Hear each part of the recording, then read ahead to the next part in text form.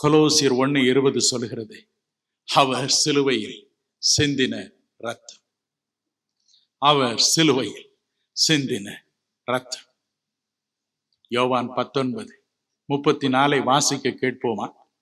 யோவான் 19:34 வாசிக்க கேட்போம். ஒருவன் ஈட்டினாலே அவருடைய விலாவில் குத்தினான், உடனே இரத்தமும் தண்ணீரும் புறப்பட்டது. இயேசு கிறிஸ்துவின் கடைசி நேரம். அந்த கடைசி நேரத்திலும் போர்ச்சேவகன் ஒருவன் இறந்து விட்டாரோ என்று பார்க்க மார்பில் குத்தினான். ரத்தம், கடைசி சொட்டு ரத்தமும் வெளியே புறப்பட்டு வந்தது என்று நாம் பார்க்கிறோம். எனக்கு அருமையானவர்களே, இந்த ரத்தம் சிந்தப்பட்டது. இந்த ரத்தமும் கூட நமக்கு தேவ பலனை தருகிறது. தேவ பலனை நமக்கு தருகிறது. எபிரேயர் 12:4 வாசிக்க கேட்போமா? எபிரேயர் 12:4. பாவத்துக்கு விரோதமாய் போராடுகிறதில் இரத்தம் சிந்தப்படத்தக்கதாக நீங்கள் இன்னும் எதிர்த்து நிற்கவில்லையே. பாவத்திற்கு விரோதமாக நாம் போராட வேண்டிய சூழ்நிலைகள் வருகின்றன. கொடியவர்கள் கையில் நாம் சிக்கி தவிக்கும் சூழ்நிலைகள் வரத்தான் செய்கின்றன. சில சமயங்களில் இரத்தத்தையும் சிந்த வேண்டியதா இருக்கிறது. சில மாதங்களுக்கு முன்பு அல்லது வருடங்களுக்கு முன்பு இந்தியன் எக்ஸ்பிரஸ் பத்திரிகையில் ஒரு பரிதாபமான காரியத்தை புகைப்படத்துடன் நான் பார்த்தேன். ஒரு குறிப்பிட்ட ஊரில் கணவன், மனைவி, மாமியார் என்று ஒரு குடும்பம் வாழ்ந்தது. அந்த மாமியார் மருமகளை முழு இருதயத்தோடும் வெறுத்த ஒரு மாமியார். ஆகவே தினமும் அவளை ஒரு அறையில் அடைத்து வைப்பாள், சாப்பாடே போட மாட்டாள். புருஷனும் அதற்கு உடந்தை. தினமும் காலையில் ஒரு ஆணியை எடுத்து அவளுடைய கையில் குத்துவாள். கையில் ரத்தம் வருகிறதோ என்று பார்ப்பாள். ரத்தம் வரும். தன் மகனை பார்த்து சொல்வாள், பார், இவ்வளவு பட்டினி போட்டும் இன்னும் ரத்தம் வரத்தானே செய்கிறது, ஆகவே இன்னும் கொஞ்சம் பட்டினி போடுவோம் என்பாள். என்ன குரூரமான ஒரு வாழ்க்கை, யோசித்து பார். இறுதியில் அந்த பெண்ணையும் அவளுடைய சகோதரியையும் இந்த கொடிய வேதனையில் இருந்து போலீசார் மீட்டனர். பத்திரிகை நிருபர்கள் அவர்களை கேட்டார்கள், அம்மா, எப்படி இந்த வேதனையை தாங்கினீர்கள்? எப்படி இந்த சித்திரவதையை தாங்கினீர்கள்? மனதிலும் வேதனை, சரீரத்திலும் வேதனை, எப்படி இதை தாங்கினீர்கள்? அவள் சொன்னார், ஐயா, சிலுவையில் தொங்கி ரத்தம் சிந்தின ஆண்டவரையே நம்பி ஜெபம் பண்ணி கொண்டு வந்தோம்.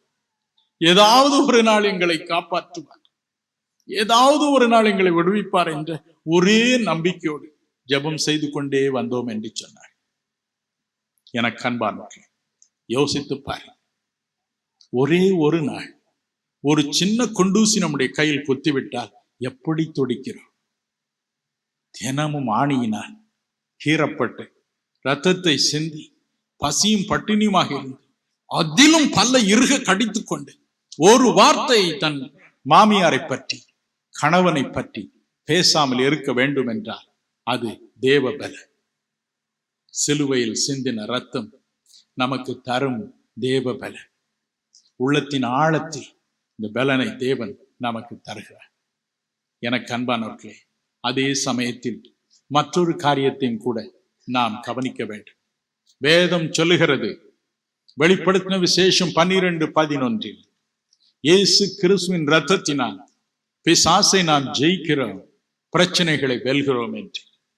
என் அருள்நாதரை பாருங்கள், சிலுவையில் ஏசாயா 53:5 பாருங்கள். வேதம் சொல்லுகிறது, அவருடைய தழும்புகளால் நாம் குணமாகிறோம். ஏசாயா 52:14 பாருங்கள். நாம் அவரை உற்று பார்க்கும் பொழுது நாம் பார்க்கக்கூடிய சௌந்தரியம் அவருக்கு இல்லை, விரும்பத்தக்க ரூபம் இல்லை. அந்தோ அவருடைய முகம் அந்தகாரப்பட்டே இருந்தது, விகாரமாய் காட்சி அளித்தது.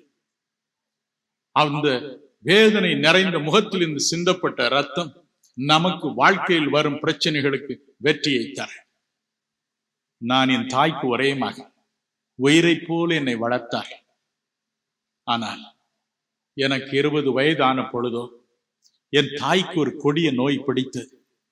திடீரென்று வலிப்பு வரும். வலிப்பு வந்தால் அப்படியே துடிப்பார்கள். ஒரே சத்தம் போடுவார்கள். அவளுடைய நாக்கு 2 தாடைகளுக்கும் நடுவில் சிக்கிக்கொள்ளும். நாக்கை கடித்து விடுவார்கள். ரத்தம் வெள்ளம் போல புறப்பட்டுச்சு. கரண்டி அல்லது ஏதாவது இரும்பு கரண்டி எதையாவது வைத்து அந்த பல்லை திறந்து நாக்கை ஒவ்வொரு தடவையும் எடுத்து விடுவோம். என் தாய் துடிப்பார்கள். வாயில் 15 நாட்கள் ஒன்றும் சாப்பிட முடியாது. தண்ணீரை தவிர எதையும் அருந்த முடியாது. ஒரு வழியாக இந்த காயங்கள் எல்லாம் ஆறும். சந்தோஷமா எங்களோடு உட்கார்ந்து இப்பொழுதுதான் சாப்பிட முடிகிறதப்பா என்பார்கள். சொல்லிக்கொண்டு இருக்கும் பொழுதே மறுபடியும் அந்த கொடிய வலிப்பு நோய் வரும். மறுபடியும் அதே கதிதான். நாக்கை கடிப்பார்கள், ரத்தம் ஒழுகும்.